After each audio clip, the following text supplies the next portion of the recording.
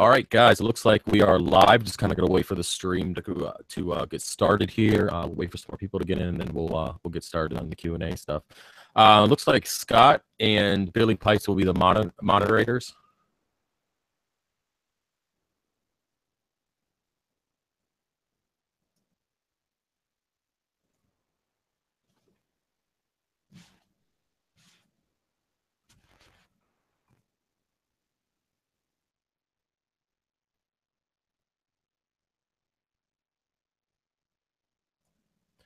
Is my audio better now?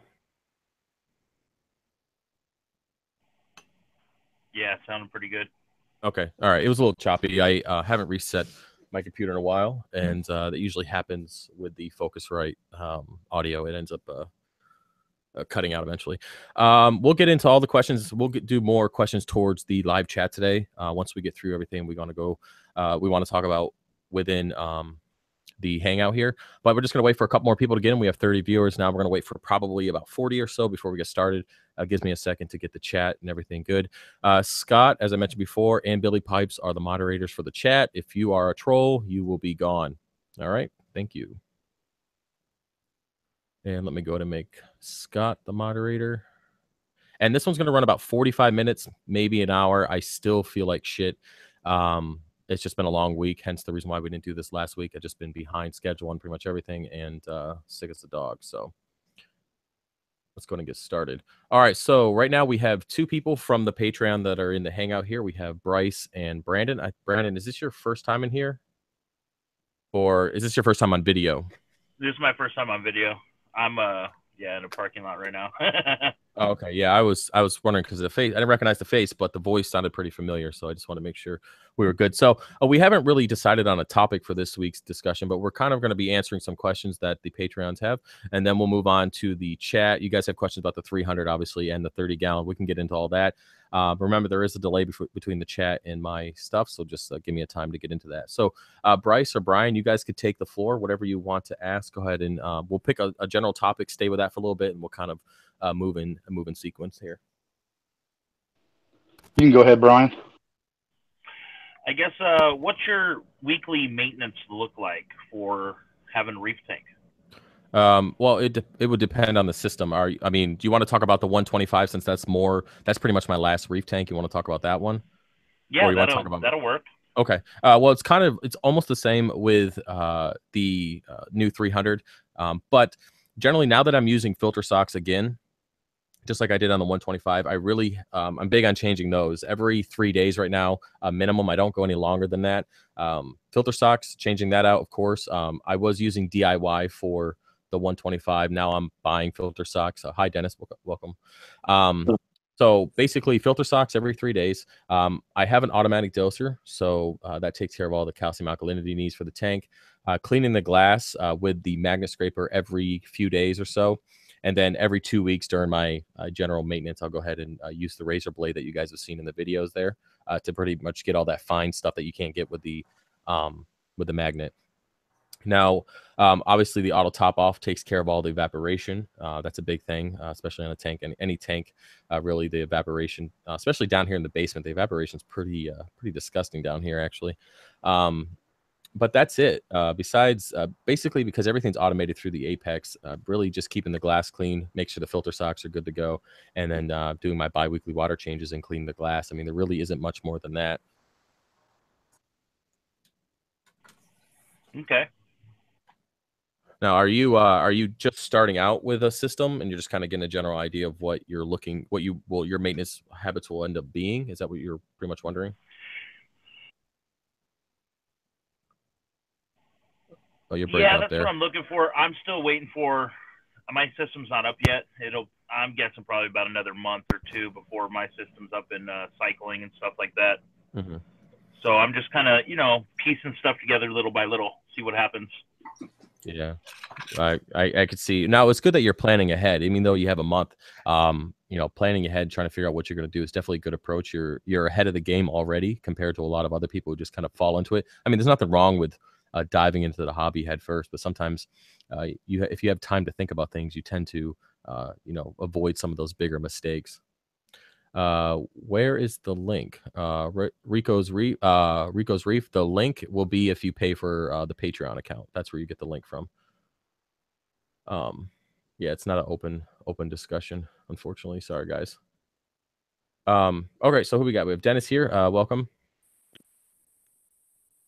Ernie and Fish. I don't know who Fish is. Is that Billy? I thought I saw Billy Pipes' thing in here. Let me adjust here. Brandon, can you still hear me? Because I'm having a little bit of an audio issue. Yeah, I still got you. Okay, I'm getting cutting out feedback. All right, so Bryce, are you there, man? I think we're having some connection. Yeah, no, I'm here, but I'm just listening. I'm getting all my stuff packed up to go to work. Okay, are you heading out soon? Yeah, I got to be at work for 21:30. Oh, okay. Jeez, But that's I got you on my headphones on the phone, so. Oh, okay, cool. All right. Dennis, are you there? Yes, I'm here. Okay, cool. Welcome. Were you here in the last weeks? I don't remember. I wasn't. It wasn't. Okay, you weren't. All right. Ernie, you there? I am. Fish? I just see Fish. I don't see a name. No audio, maybe. All right, so now that we got some questions for Brandon, Bryce, I know you're busy taking care of things. Let's move on to Dennis and Ernie. Do you guys have anything in particular you want to talk about, or I can move into the live chat, whatever you guys want to do? I have a question. Oh, go ahead. I saw that you did a algae scrubber a little while ago. I was kind of curious whatever happened to that. Well, it worked out pretty well, but I actually ended up taking that 125 down a little earlier than I anticipated because coral sales took off, so I needed to build the frag system. So the algae scrubber really didn't go full bloom just because the system was, gone before I could really take advantage of its benefits. But it worked out great, especially when I switched lights to that more red and blue lighting. It definitely it grew really well. Yeah, I'm trying one out. Hopefully, it'll outcompete the algae that's growing in the tank. We'll see. Are you have a hair algae in the tank now? It's kind of like a brownish, very fine filamentous brown algae. It's got a root base, so it's not cyano or dino. So yeah, I've been fighting it. It's been going on for I don't know 4 or 5 months now. Now, did you just put the algae scrubber up like recently? Yeah, but not even a month ago. Okay.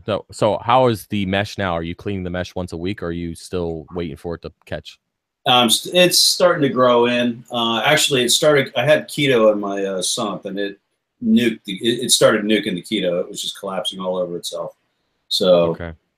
Basically, there wasn't enough nutrients for the keto, and it died off. Yeah, it was definitely dying off. So. Okay. Yeah, that's to be expected. Yeah. Yeah. So yeah, we'll just see how it goes. So I've got some stuff growing on the screen, and hopefully it'll just keep growing in. Well, for whatever reason, in the next couple months, if you find that you don't like it, sometimes the maintenance on the algae scrubbers can be a little bit of a pain because you have the mesh going through obviously the notch within the PVC. Sometimes it gets clogged up and it doesn't flow right. And if you ever want to try an alternative, you could always try a keto reactor. That would be a good second option. It's a little bit easier on maintenance, and it is a little bit more of an investment than just PVC and some mesh. Yeah, I wanted to get the scrubber out. I was introduced to scrubbers 20 some odd years ago, so just kind of wanted to give it a shot finally. Yeah, you've been in the hobby that long, 20 years? Well, I started with fish tanks when I was a teenager, but I got out for a little while. We live in DC now. I used to live in Florida. When I was in Florida, I had reef tanks, but that was easy. That was Gulf Stream water. So. Oh, so you just basically used what you got right out of the ocean there, huh? Yeah. That's pretty convenient. I always wondered how that worked out for people. I mean, living on the ocean and having a reef tank, I mean, is it that much fun? I mean, that's pretty cool. You can go down the beach and pick hermit crabs up. Obviously, it's not legal, but I know that in Florida there's only so many licenses to even pull anything out of the ocean. But I could see using the water. I mean, it was no issues with any kind of nutrients or anything because it was so close to the coast. Yeah, the way I did it was I'd go over to one of the inlets during about an hour before high tide, so the water would come flowing in pretty hard. And one of the smaller inlets too. You don't want to go to like Port Everglades. Yeah. When it was coming in, it was it was deep blue. I mean, it was good Gulf Stream water, and there'd be sargasso in it. I actually got a clump of sargasso that had a frogfish in it once. So it was. I mean, there was usually all kinds of living stuff. I mean, the corals loved it. I mean, they went nuts. Yeah, I would imagine coming out of the ocean there would be pretty good. Plus, it keeps up with your calcium alkalinity demands, I would imagine. I mean, well, if your tank is using up more than what you can supply during what you did it once a week? No, I was doing it more like once a month, but I used ESV Bionic. So okay. So you just were supplementing between there with the with that instead. Yeah, I had enough in there that it was sucking out the calcium alkalinity pretty good. That's pretty cool. Now, my question is how did your skimmer react after putting that water in there? Did it seem to get a little funky at all? Not really. I don't remember any.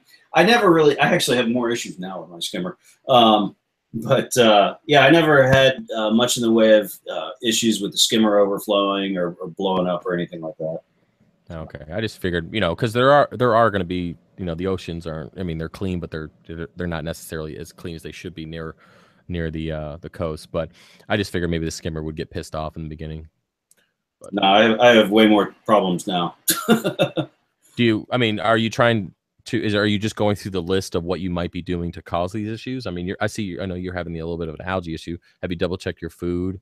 I mean, yeah, I've cut back on my food. I was using PE mysis and spirulina brine.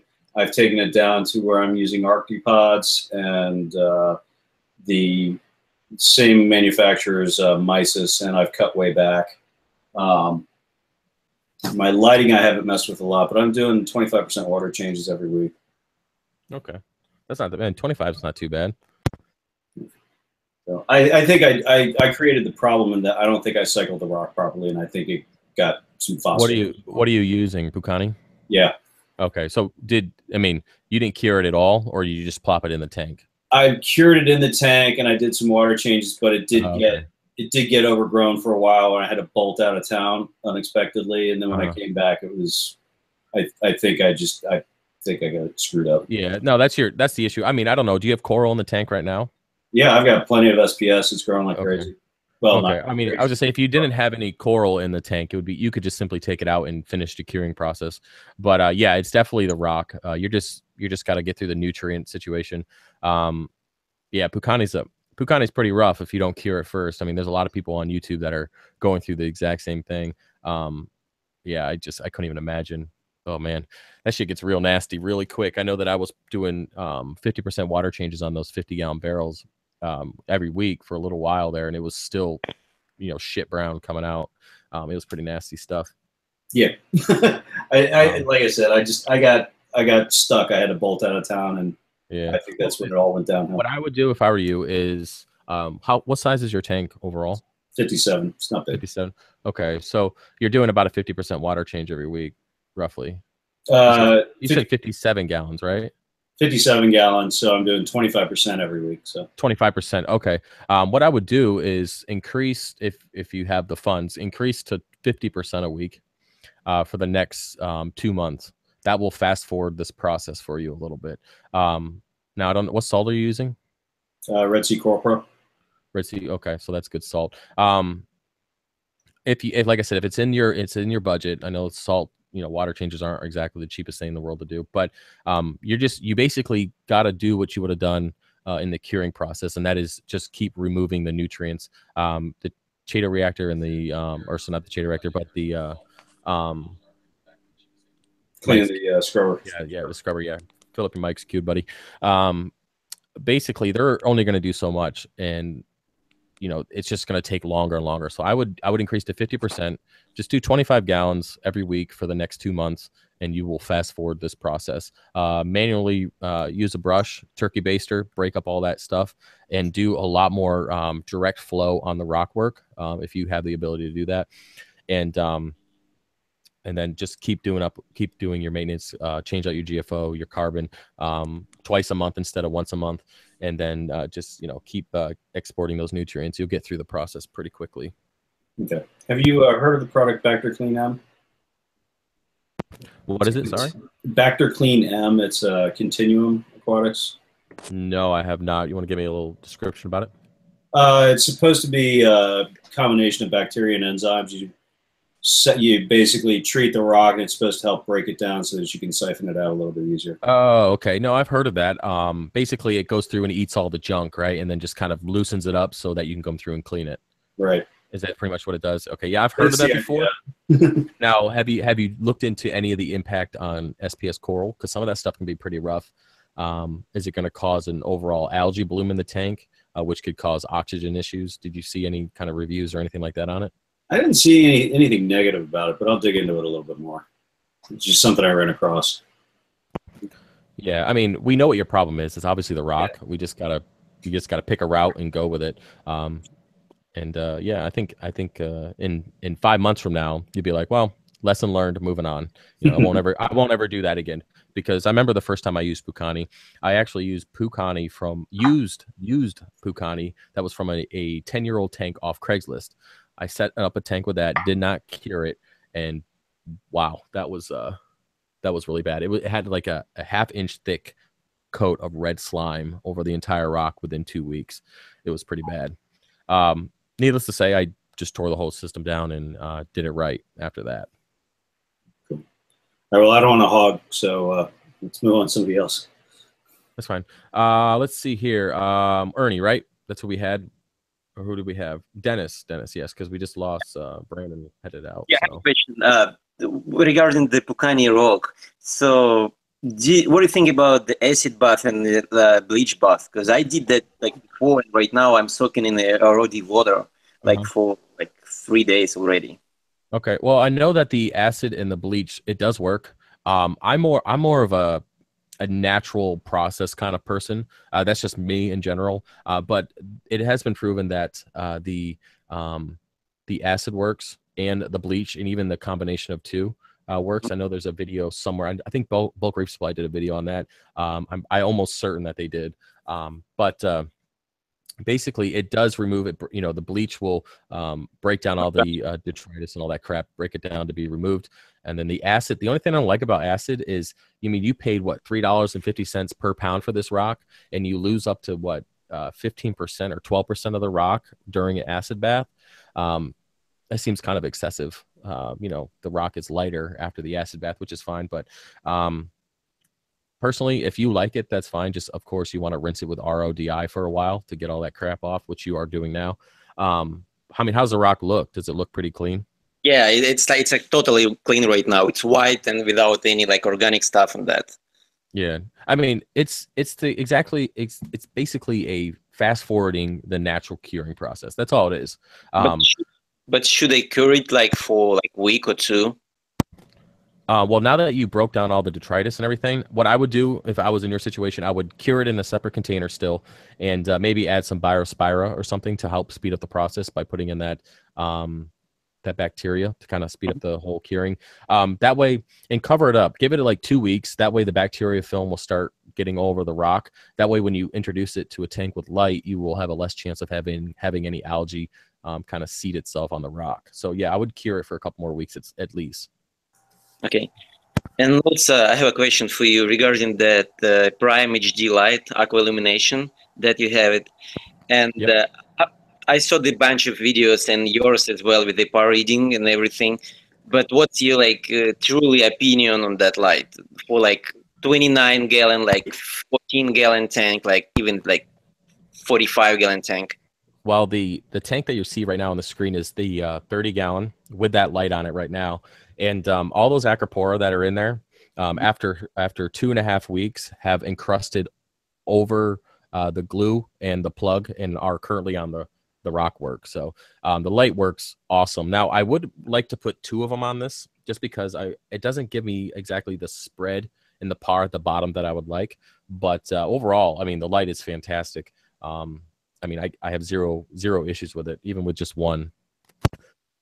Yeah, I was thinking about that, like 3 different lights. It's like SB Reef in the Prime, and it's on right now. Even the Prime, it's cheaper than SB Reef, and it's have more options with that. Yeah, unless you hook the SB Reef light up to an Apex, you know, the video that I have, I don't know if you've seen it, but where I connect the SB Reef light to the Apex and do all the programming. Unless you're willing to do that, you're going to get much more controllability on the AI Prime. Plus, you can control individual channels with the AI Prime opposed to the SB Reef light. But can you connect the HD Prime to the Apex? No, not that I've seen so far. It's all through a web interface. But that's not really big. It's not too big of a deal because you're going to set it to do its own thing. And then basically you can just provide it power through the Apex and it will basically take care of itself. Okay. If that makes sense. Hey, Travis, it's Chris. How are you, sir? Hey, what's up, man? Hey, I got a quick question. So I got about 150 pounds of dry reef rock that came in for this tank that's coming probably in the second week of December. Mm-hmm. So instead of curing it inside the tank, you suggest me throw it in a couple of pails I have in the garage and cycle it that way? Yeah. I don't know if you saw the video where I cured the Pukani for the 300, but basically I like to do it in a brute trash can, put a pump at the bottom with a PVC pipe at the top and kind of push flow up top and let it flow down through the rock. Heat it and just put it with salt water and let it break down and do those big water changes. Basically what it does is it allows you to use a minimal amount of water when it comes to cycling it or curing it. And that means when you do your water changes, you're going to save on salt. So if you were to cure it in a 100-gallon tank and you want to do a 50-gallon or 50% water change, that's 50 gallons of water that you'd have to supply. Now, if you wanted to cure that same amount of rock in a 50-gallon container, that's only 25 gallons of water. You know what I'm saying? So it will save you money in the long run. You will keep the light away from it, which will allow less chance of any bacteria or algae growing on the rock while the bacteria film builds up. And it's just easier, smell wise as well. You can keep it away from the tank. You don't have to look at the water being brown and all that kind of stuff. So if you're waiting on the tank, yeah, I would do that. I would definitely do that. So how often should the water changes be done? When you're first setting it up, I do 50% for the first 3 weeks. And then after that, I go every other week. I cured my rock for 12 weeks, but that's just because I had no choice. I had plenty of time to do it. But you're looking at 6 weeks minimum is usually what I do for any rock. Okay. So what are you looking at, a month or so before your tank gets here? I called up Custom Aquariums. They said they're looking at about the first or second week of December. So I got about 5-6 more weeks now. Oh yeah, man. Just I would cure your stuff right now and do a 50% every week until your tank gets here on that rock and those barrels, and that you'll be good to go. Should I throw some like Biosphere in there or something to? Yeah, you can do that. I know that I've done it before. It just adds that nitrifying bacteria, which is fine. It just speeds up the whole process. So yeah, you can definitely do that. So after the rock cures, when I want to do my Aquascape and it's out of the tank for a couple of days, is that going to affect it? No, I mean, you guys will see it when I show you the videos for the 300. My Aquascape took 2.5 days, and it just sat out in the middle of the basement floor, and I have no ill effects on it at all. Gotcha. Okay. Perfect. Thank you. That's no problem. I think I'm losing my damn voice. Who else? We have Phillip here. Hey, Phillip. No, you came in a little bit late. I don't know if you're on the phone or I can't tell by your screen. What's Phillip doing? Hey, what's up, dude? Okay, so what we're gonna do now is it looks like we have 61. Now, does anybody else in the live stream chat here have any more questions before we move over? Real quick, it's What's Bryce. I got to where I can talk. So, we had talked. I had that Cato reactor running, shorted out. I got it back running again. Mm-hmm. Cleared up all the algae in the tank. Now the Cato has turned white and completely died off, but now I have hair algae in the tank, and now it's starting to grow algae back in the tank. Okay. So how is the Cato dying, but then there's nutrients for the hair algae and the green film algae? Is it coming out of the rock, and that's why it's absorbing the nutrients first? My question for you is, you said your light died, right? How was the Cato in the reactor the entire time the light was dead? No, I took it out and put it in the overflow box. where Okay. it could get some light. It did get some light. The only thing I could think of is that you gave it too much light, and it pretty much it just I wouldn't say it killed itself, but it just I've had it happen before with other when I set up usually new fuck man, I can't even think right now. Oh my god. Refugium, yeah, Jesus, I can't even fucking think today. With my Refugium, I actually had the same thing. It died out. Basically, I put too much light over it. I put 200 watts over original ball of Chaeto that was only used to about 30 watts, and then it pretty much bleached out and died. I think you might have had too much light too quickly, but I know that you couldn't control that because it was in there. Go ahead. Yeah, when I put the new strip on it, I ordered the same strip you did. I used 14 of the 16 feet, and I went back to full blast, 10 hours a day on the Chaeto reactor once I got the new lights on it. You went 10 hours a day, you said? Yeah. Okay. Now, do you have any more Chaeto? No, I'd have to get some. Okay, well, just contact me on Patreon when we're done. I'll send you some. I'll just have you pay for shipping. I think it's like $8 or something. I'll send you some, and then you can try it again. But basically, I would lower keep the intensity, because obviously, unless you have the dimmable ballast, you can't change it. I would go ahead and bring it down to maybe like start off with 10 hours a day, or not 10 hours a day, like 8 hours a day, start a little bit lower. But then again, my Chaeto is used to having longer photo periods, so you might be okay with just keeping it at 12, but just in case, or 10, just in case, I would start lower and then work your way up to that 10 or 12 hours that you usually do. Okay. Just hit me up afterward. Now, regarding the hair algae in your tank, obviously the Chaeto reactor is doing what it's supposed to, but it almost concerns me, the fact that you're getting hair algae. Is the hair algae coming like within a day or two after the reactor goes down? It actually started growing before, as the Chaeto started turning white, the hair algae started growing. Okay, well, usually when the Chaeto dies, it releases its nutrients back into the water. So you're getting excess nutrients from the Chaeto, so that definitely did not help. Next time, if it starts to turn white, take it out before it actually has a chance to break down and kind of get sucked through the reactor back into the tank. But just let me know. Let me know outside of here. I'll get you some Chaeto and you can try it again. But are you cutting your feeding back? I know we talked about this before.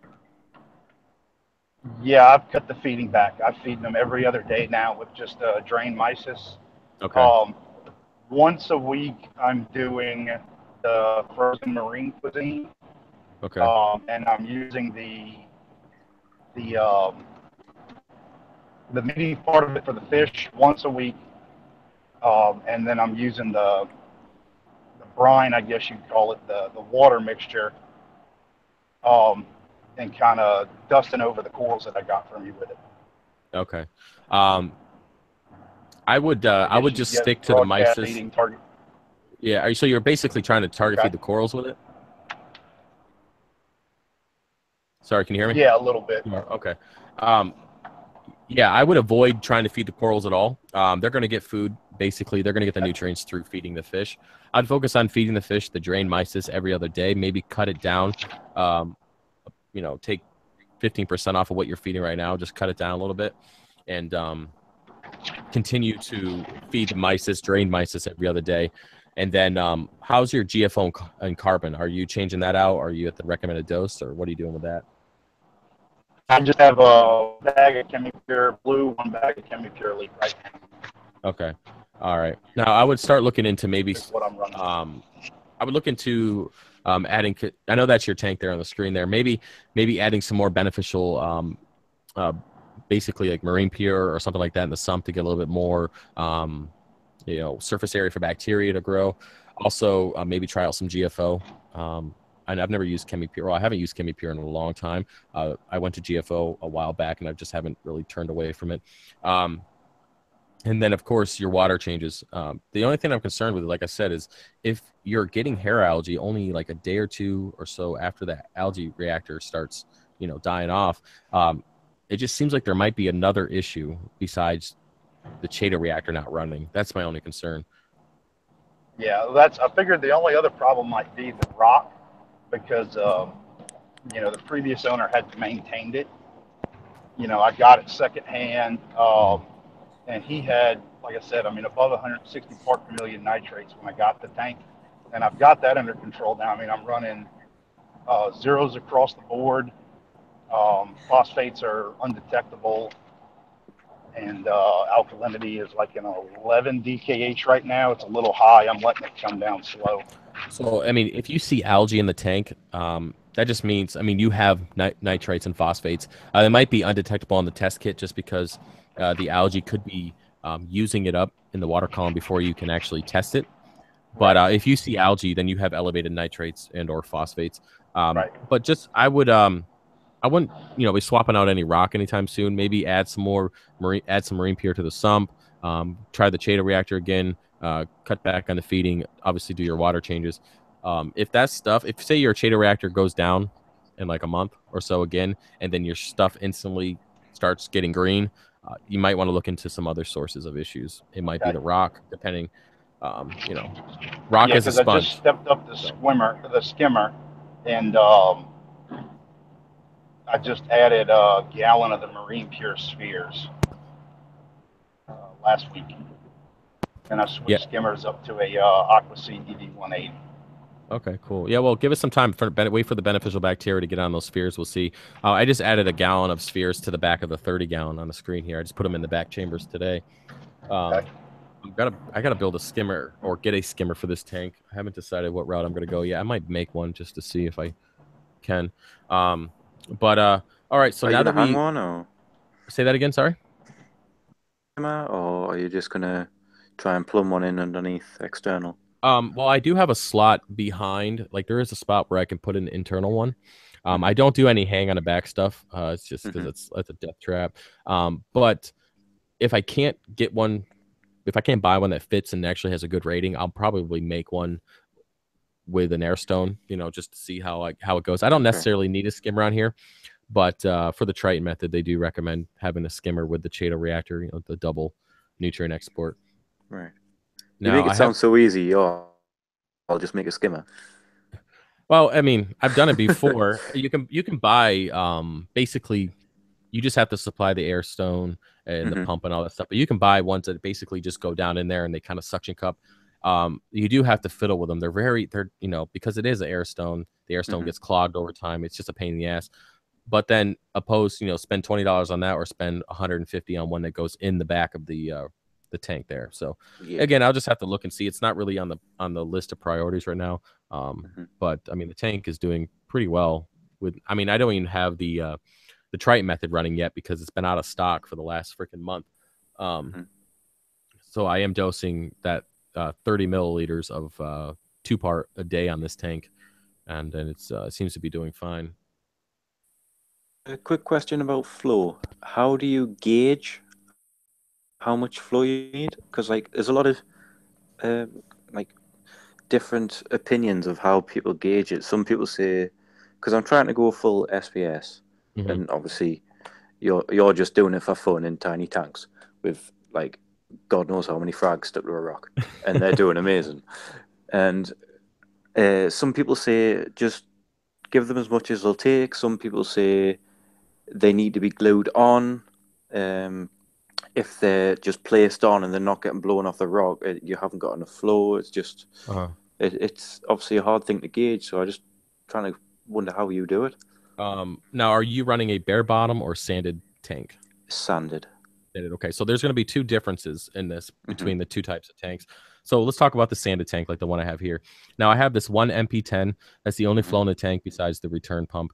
And I have it set to Reef Crest, so it goes through various modes, but I have it on the max setting. So obviously sometimes it blows the crap out of the tank. That's why that plate coral's pissed off right now because it just went really fast and pissed it off. But when it comes to SPS, people say if it's not blowing it off the rock structure, it's not fast enough. SPS basically clean themselves with the flow. I don't think there's ever too much flow for SPS. Now, the issue that you're going to have is, do you have too much flow for the sand bed? That's where your concern is. Now, what you can do to fix that is, like I have this MP10, you can't really tell, but it's actually towards the back, facing the other wall, like the other side of the tank. So it's not blowing directly on the rock structure, which will cause it to hit the back wall and cause a spiral, like a tornado within the tank. Now I do this that way because I don't want directional blasting on one colony because the coral polyps would be pissed off. But what you can do is have the pumps kind of facing against the walls at different angles away, so you can have it going up and away, right? Which will cause it to do a spiral effect going up.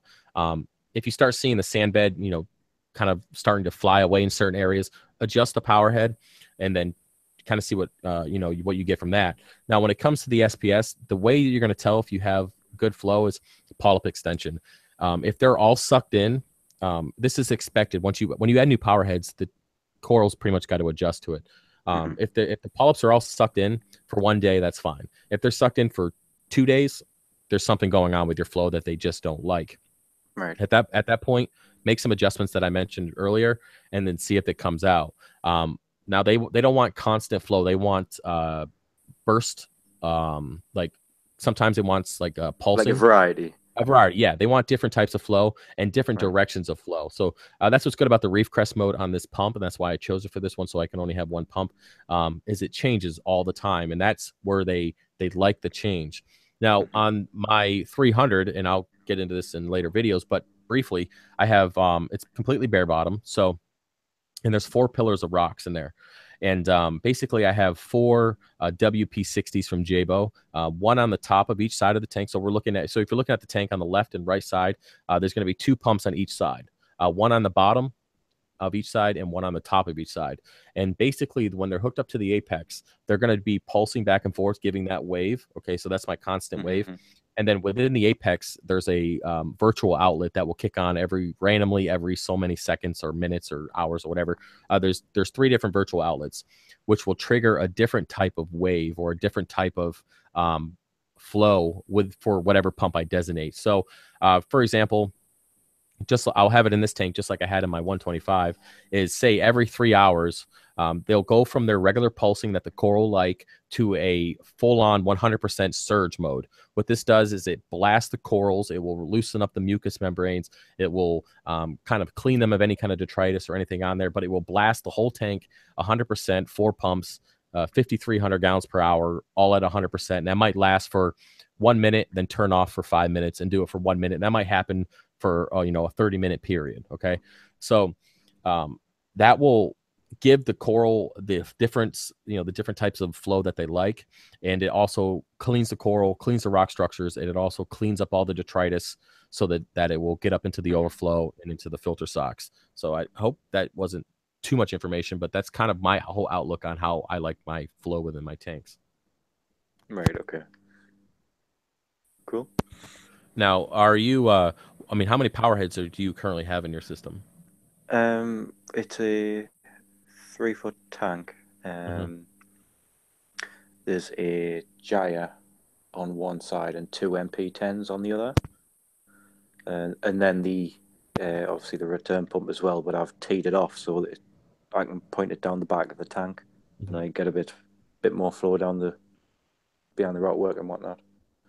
Maybe consider moving one of the MP10s down farther and having it flow that in the bottom back. Like I'll show you on the 300 at some point, but basically its whole job is to add flow down below that would make up for the return pump. So maybe try that to help move some of the stuff around in the back there. But with the gyre, you should have. I'm not a fan of gyres just because when I had one, it cost more money to keep it working than it was worth. Really? The propeller just kept shitting the bed on me, and it might have just been me, but I had some really bad luck with it. So I went back to cheapo pumps, and I'm fine with those. Yeah, there's I think they're a bit hit or miss. I know a few other people here that have got them, and mine, if I turn it on full whack and point it towards the surface, I could probably get it going across the living room. I could pin fish to the other side of the tank with this pump. It's amazing. But there's a few other people who just don't rate them, and I don't know if it's because the new ones, they give you 2 sets of impellers and 2 sets of guards, and what it is an A and a B side. So if you put the B impeller in the A side, you strip it. It's just pointless. You might as well not have it in. But if you set it up right, and with it be able to go backwards and forwards, you can point one side one way if you're going to run it vertical along the back, or it's quite a versatile pump. I quite like it. To be honest, I wouldn't buy the two MP10s again. If I had all the money again, I'd buy probably another gyre. Yeah, put it on the other side. Yeah. Well, I mean, what you could do is if you find somebody who wants to buy those MP10s, you could always invest that money into another gyre and go that route. Yeah, true. I mean, with a 3-foot tank, I mean, the gyro alone is more than enough. I would say just you could set the gyre. I haven't used them in a while, but you can set it to do different modes, different time. Yeah. So just set it to be its random mode if it has that. Set it to be a random mode and just let it go. Obviously, you don't want it to go 100% if it's going to shoot fish against the glass, but I guess see how it goes. If your fish, I mean, fish are going to adjust. Obviously, the ocean I'm not worried about the fish. Yeah. If the ocean, is always changing like that. Put it on random. See how the corals react. Give it 2 days. If the polyps aren't coming out, and then make some adjustments on the pump. But yeah, you definitely have plenty of flow. I mean, the MP10 is probably what. Yeah. Yeah. Okay. Cheers. No problem. Let's see. Anybody? Oh man, it's already been 40 minutes. Holy crap. Anybody else here in the hangout have any questions for me before I start rambling about shit and go to chat? No. Okay. Well, guys, anybody who's in chat, if you have any questions, go ahead and ask now. I know it takes a couple seconds for it to catch up. And I will do my best to answer them. I'm not going to show you anything with the 300. You could probably see the reflection in the back. Yeah, you can see the reflection of the lighting over the 300 in the back, kind of. But yes, the 300-gallon is completely up and running for the exception of the LEDs. I haven't got those yet. Still raising money for that. So if you want to support that, the link for my coral sales from our website should be in the description. It's defaulted, so it should be good. Does this go on every Wednesday? Yes, it does. If you want to be part of the Google Hangout, go ahead and check out my Patreon. You can search FishOfHex on Patreon, and I believe there might be a link to that in the descriptions below. And you can sign up. It's $2 a month. And there's a whole bunch of different perks on there. It's pretty active. I do my best to give you guys as much behind-the-scenes stuff as I can. You guys see stuff on Patreon before even Facebook or Instagram or anything. I usually wait a week or two before I even add stuff to Facebook, giving you guys first dibs on everything. And I'll be adding some pictures of the 300 once we get out of chat today. Oh, cool. Did you see much of Macna and Reeferpalooza and whatnot? Did anything catch your eye? I didn't go to it. I will be going next year. We'll have a booth next year. Billy Pipes and I will have one. Cool. But basically, I've never been to one, period, like ever. So I'm definitely interested to see how it works out. I would love to meet everybody that I see on YouTube. That'd be pretty awesome. Especially all these other companies. It'd be good socializing, marketing wise. That'd be pretty cool to meet everybody.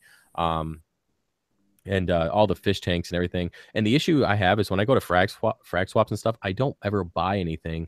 And I'm not sure why, but I think when I go to Reefapalooza in June, I'm probably just going to buy a bunch of crap. I want to make sure I leave with money, of course, but I definitely want to buy some stuff. And now that, I mean, the 300-gallon will be a full bloom in 6 months from now. So it'd be nice to just get some stuff that I don't see very often. That's, I'm pretty interested about that. Cool. Are you much of a tech head, or do you like the gadgets and whatnot? Yeah, I do to a certain extent. There's some stuff like the new alkalinity reader, all that kind of stuff. That sounds cool to me, but usually I don't mess with any of that stuff until it's been through the works. Like people bought it and kind of got their ass kicked for buying it early, and then they make all the changes and they're like, oh, here's our alkalinity monitor, 4.3, and then I buy it when it's been tested. So I am a junkie when it comes to that stuff, but I usually wait until I see positive reviews overall. I did go ahead and buy those retrofit kits, the off BRS, when they first came out. I pre-ordered them, and they're pretty cool. So that's usually, but I knew that was going to be fine. That wasn't it was an investment, but it wasn't a huge investment. I knew it was going to be okay because it is just LED, T5 lighting that's put together. But other than that, I love the Apex. That is. Yeah, I've just bought one. I don't know if you can tell, but I'm from the UK. They're just so expensive over here, though. It's like you're talking over $1,000 just for the EB6 and the control unit and the probes. I think it's like, yeah, for it not to have the functionality of the new. They only gave you 6 outlets. Is it Yeah. because it's European? Is that why? Yeah, it's because So you paid 1,000 euros, dollars, or like equivalent to American dollars? 1,000? Yeah, it's £750 or whatever. It works out at roughly $1,000. Jesus. And that's only for 6 outlets. So not only do you get 2 less outlets, what probes did you get? You got the temperature, the pH, the ORP, and the salinity? Yes, all okay. that. So I mean, I still don't foresee that being. I still wouldn't pay $1,000. Yeah, but the 6 outlets as well. You know how the new EB8 had the I can't remember if it was voltage or ampage or current or some sensor, so where it would be able to sense if something wasn't working properly, it would be able to give you alert. We don't have the updated sockets and stuff like that on the EB6, so we're kind of screwed out of that as well. But I wonder why, because Europe seems to be the place where all the saltwater stuff is happening, and then it just kind of trickles over to the United States. I'm trying to figure out why. Maybe is it Neptune's obviously located in the United States? I'm pretty sure they are. Maybe that's what it is. But that's really weird. Yeah, California, isn't it? California. Is it California? Oh, that's probably it. I never really looked at their manufacturing sites, but well, either way, I know you paid essentially $1,000 for it, but I mean, it's worth it. Yeah, at the end of the day. I mean, I've definitely not unlocked anywhere near its potential at the minute, but I'm planning on upgrading to a tank when I move house in a year or so, and obviously it'll come with, and it'll no doubt come into its own at some point, but it's just getting to that point.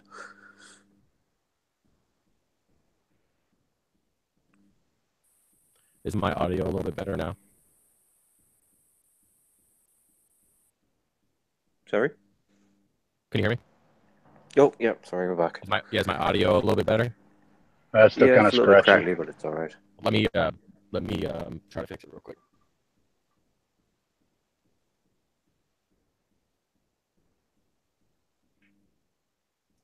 And can you hear me now? Yeah, it's better.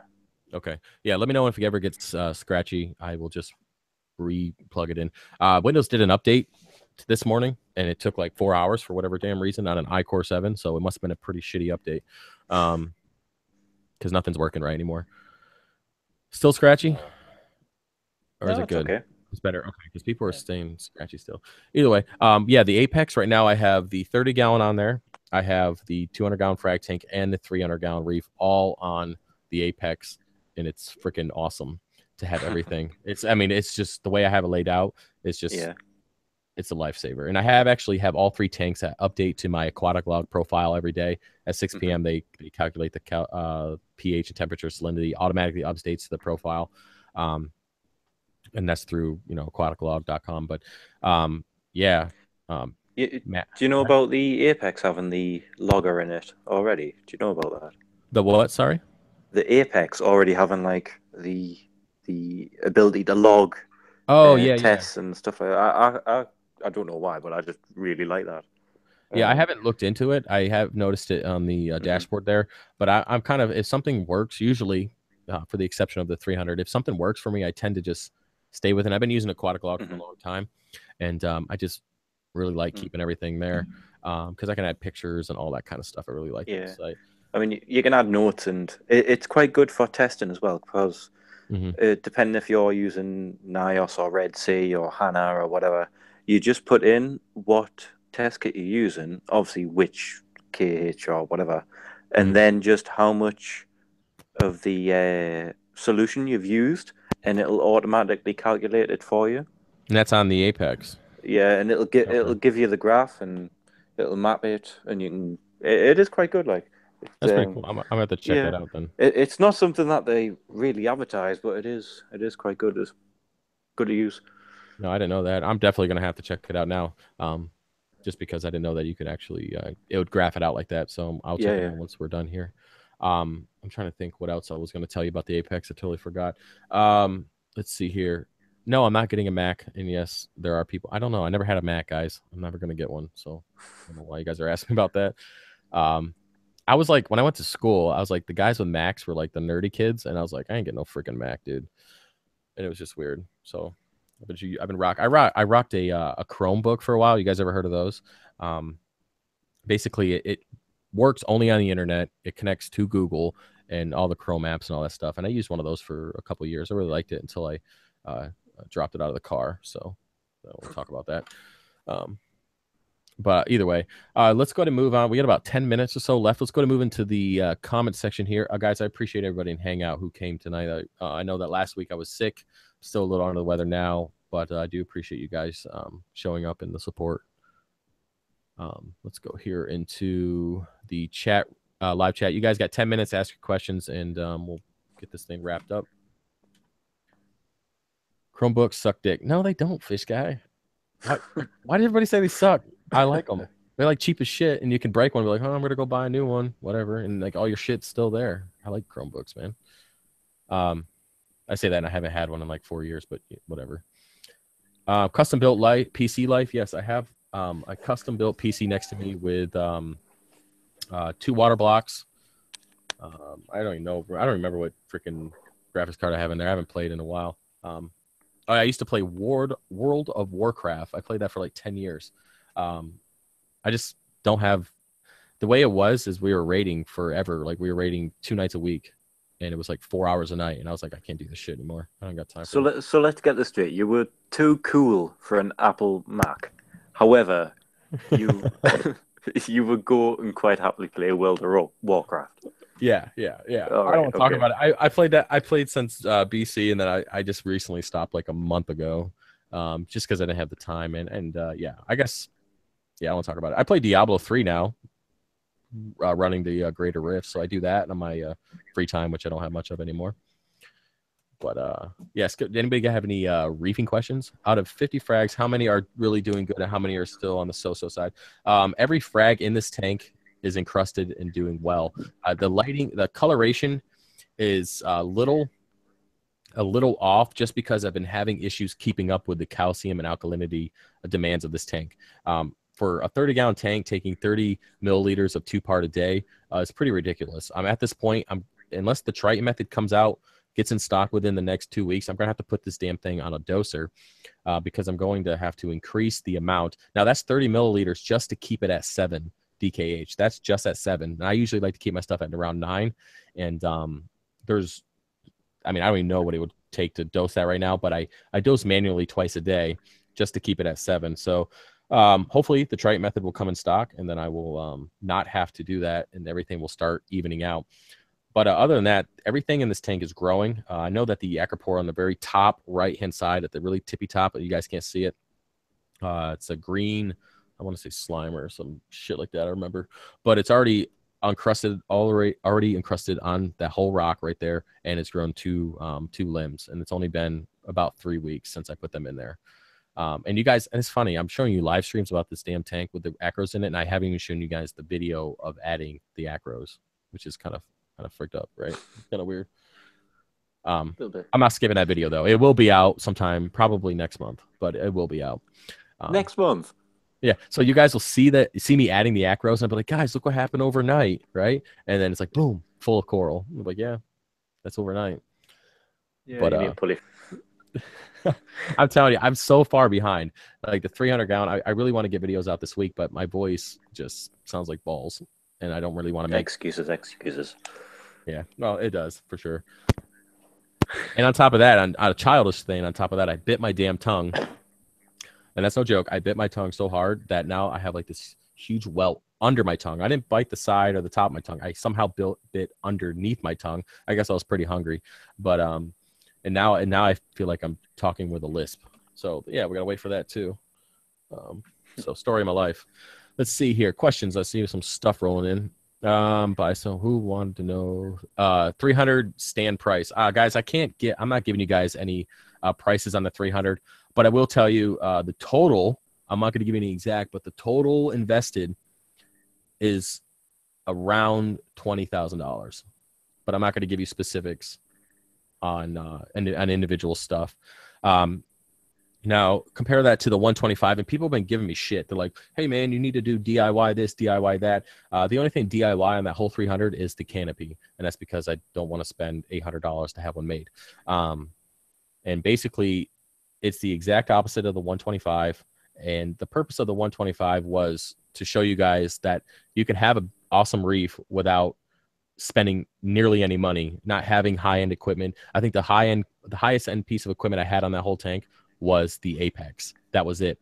I had Jabo pumps, that's return pumps, Powerheads. I had SB reef lights. I had Aquamars reef lights. I had crappy T5 kit. It was just like a crappy unit. And it was a DIY 55-gallon sump. And that's it. I mean, Jabo pumps, dosing pumps. It was all bare minimum amount of money, DIY stand, canopy, everything.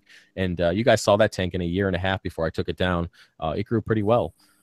So the whole point of the 300 was to go to a different level, to spend, I wouldn't say as much money as I could, because that's definitely not something that I want to do. But I wanted to do the exact opposite and see if I can either get the same results or better results. I'm obviously think I'm going to get the same results, but that just goes to show you that you don't need to spend $20,000. You can spend $3,000 or less on a similar size tank and still be successful. And that's kind of what I want to prove. Even though I'm getting some shit, apparently when I post pictures of the sump, everybody and their mother who either hates me or the channel, you'll be surprised of the dickheads that come out just from seeing a simple picture of the sump.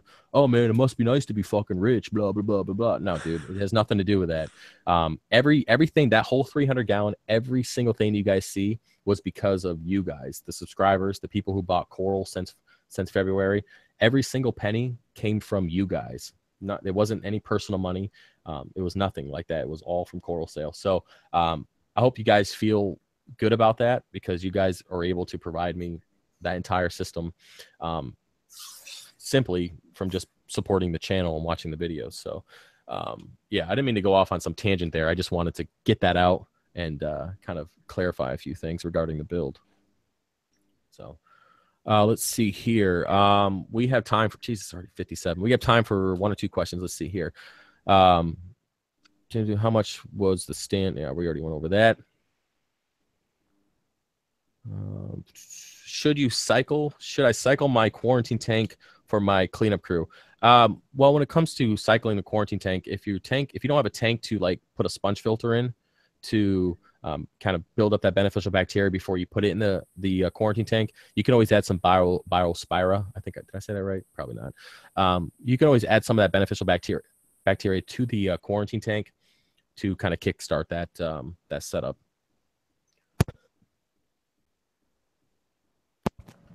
How should I add macroalgae to a sump with no area for it and without using a hang in a back fuge?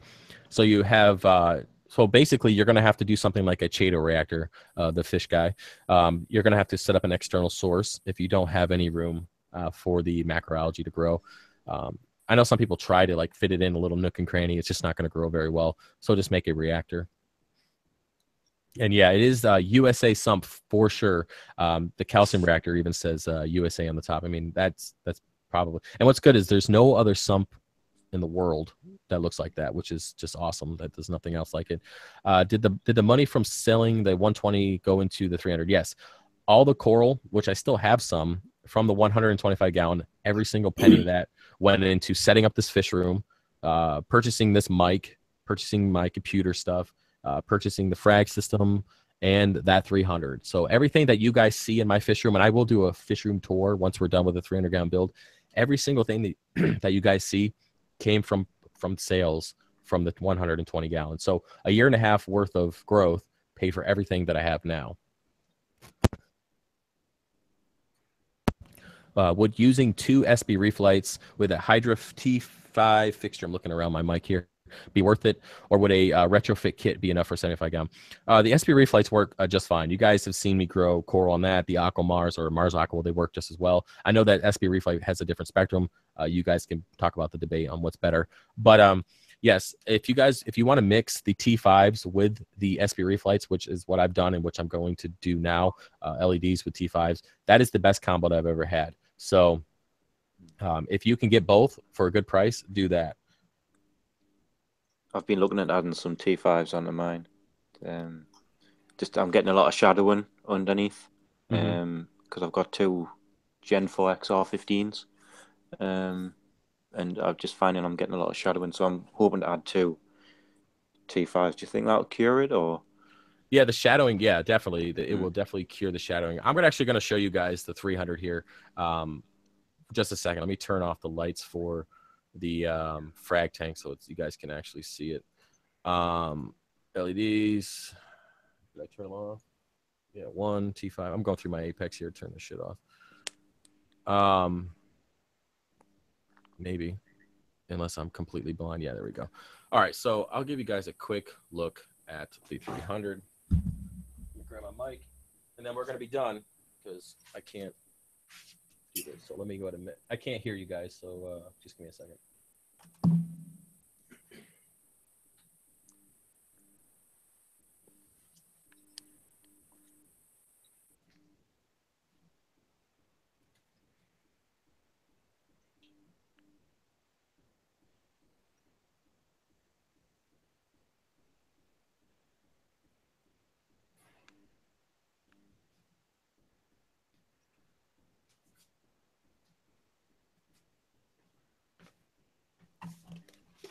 Yeah, that's as best I can show you. My mic won't go any. I mean, my camera won't go any farther. But I hope you guys can at least see the side of it. And now you guys are looking at my T5 kit that's on the floor in the bottom of my refugium.